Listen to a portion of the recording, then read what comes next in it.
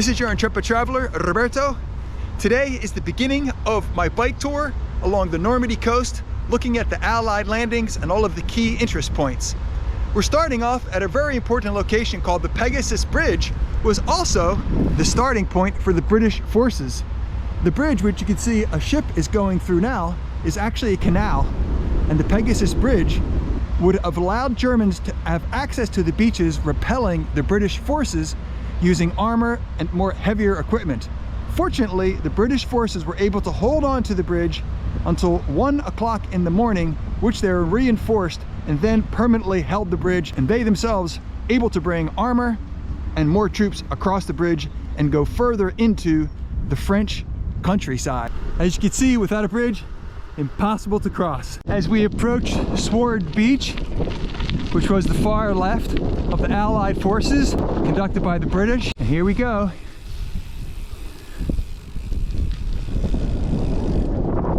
This is Cherbourg Beach. This is where the British came ashore. Looks like they're pretty close to the houses.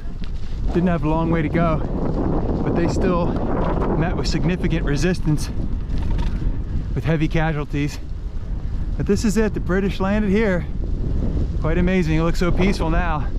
Just a sleepy seaside town. Look at these old large places, quite significant. I didn't realize the houses were so close as the British troops landed. I wonder if these were occupied by Germans. We've left Cherbourg Beach. Next destination is Juneau, where the Canadians landed.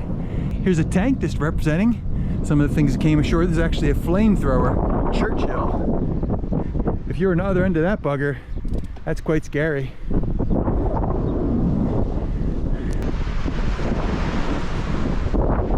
On our way to Juneau, we'll also stop at some museums there and get a better feel for what the Canadians did on that auspicious day of days. On June 6, 1944, the Canadian Army Film and Photo Unit shot the only film footage on D-Day assault landings on Juneau Beach known to survive. And here it is. And this building right here is the most famous and in fact the only footage that the Canadians have coming ashore. Residents honoring the Canadians all along this stretch. There's nooks and crannies all along the beachfront where troops landed, and these dedications to them and the beaches that hosted them. Here I'm on a sandy beach trail. Isn't this beautiful? It's a bit sandy and challenging, but worth the effort. Also, no humans out here. We're now at what was the center of the Canadian Juneau beach landing. When I say center, meaning they had troops on the left and right. Heading into one of the German bunker areas right on the beach to oppose Allied landing. Watch your noggin. This is where they defended it. This wasn't here, of course. Yeah, not a great spot to be when you had troops coming at you in shells. That's for sure. I wouldn't want to be here. Here's where the Canadians came ashore. You can see that marker down there. That is the canal, and therefore the Germans had to really heavily defend it because they didn't want ships going up there.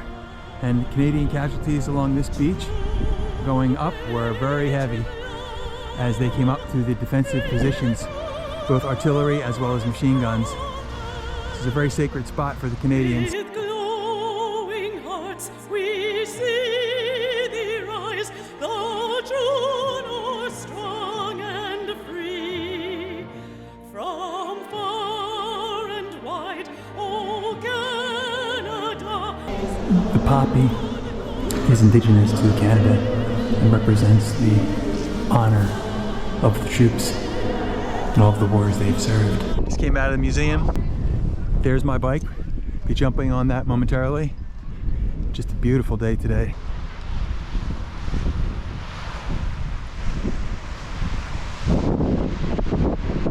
Here's another Churchill flamethrower tank. Now this is my kind of bike riding. The small little open road, no cars, nice breeze, beautiful weather. This is nice.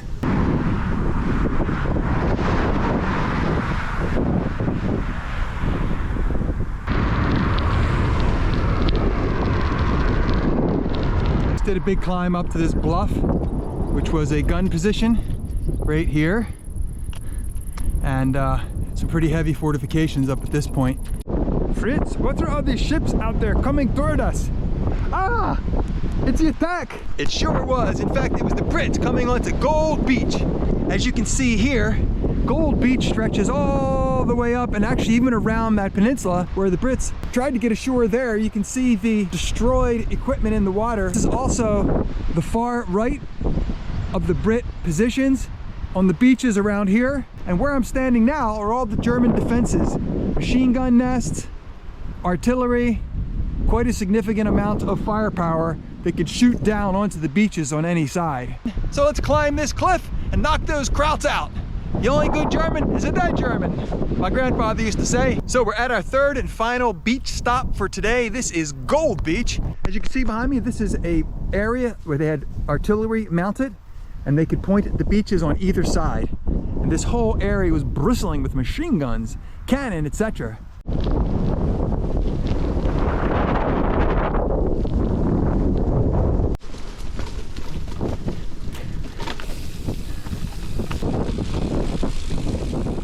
Okay, end of day one. What a fantastic ride from Caen to Bayeux X. The strategy for this trip is simple. Each night I'm done my ride, I'm going to stay at a bed and breakfast where I get a comfortable bed, a hot shower, and delicious, delicious French food. So day two, tomorrow we're going to head over to Sainte-Mère-Église. We'll be hitting a couple of D-Day museums as well as some of the key American landing sites. Okay, let's get some rest, let's get some food, and get ready for tomorrow.